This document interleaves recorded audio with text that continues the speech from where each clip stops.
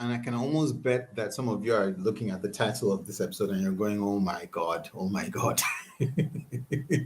Okay, so first of all, calm down, calm down. It's not what you think.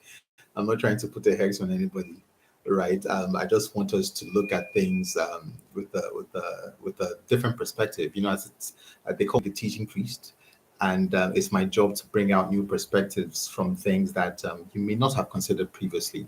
So, what does it mean, or what do I mean by "it will surely die"? Well, first of all, it's a reference to what happened again from the Bible, the book of Genesis.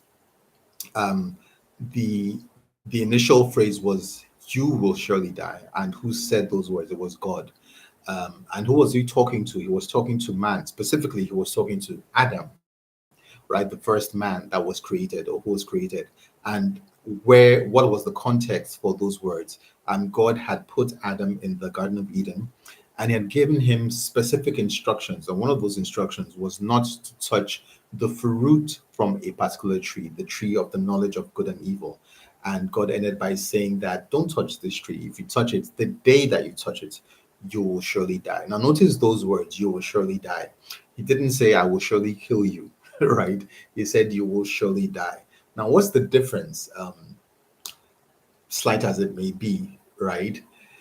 It means that, in effect, God was telling Adam that, look, I'm not going to raise a hand against you. But when you break this law, if you break this law, if you're not responsible enough to adhere to these words that I'm commanding you, to adhere to the instructions, there's something that's going to be unlocked, right? You're going to bring to the world something that you definitely don't want to, and that is what death was the penalty of disobedience. So he's saying that, look, you don't want this thing to happen. And, I don't want you to do this. I don't want to kill you. You're my creation. I love you and all of that. But this is the consequence. This is the penalty that will occur if you do this thing. You will surely die. I will not surely kill you, but you will surely die. The concept of death will be activated once you break this law.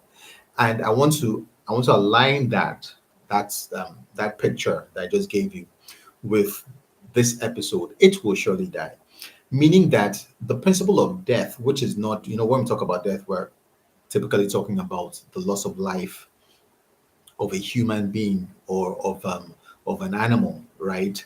But you also need to appreciate that this concept of death covers a whole gamut of things. It's not just the loss of life. In fact, well, it is a loss of life, right? But it's not just the loss of life of a human being, or of an animal, or of a living thing. It means the loss of life of anything at all.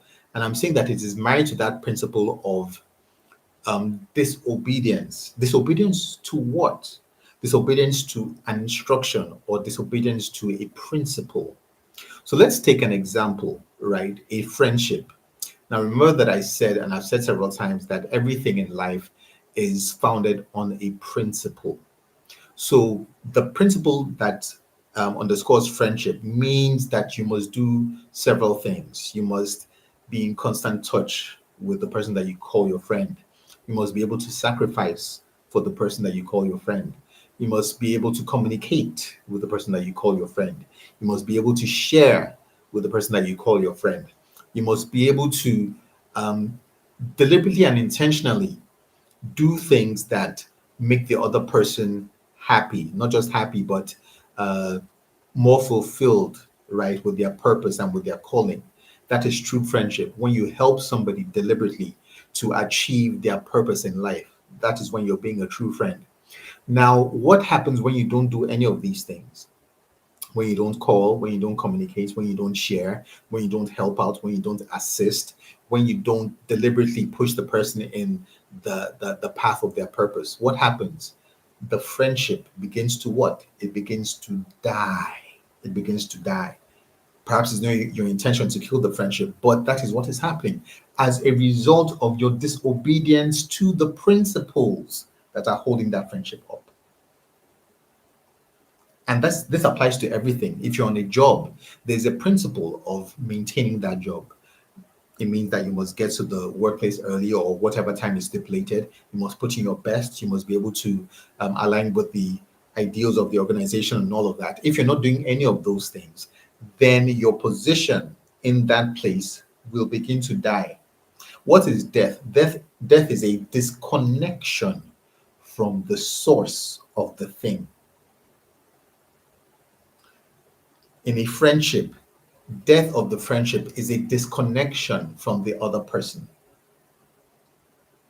If you're on the job, it's a disconnection from the principles or from the laws that the job has put in place or has stipulated. So this applies to everything in life.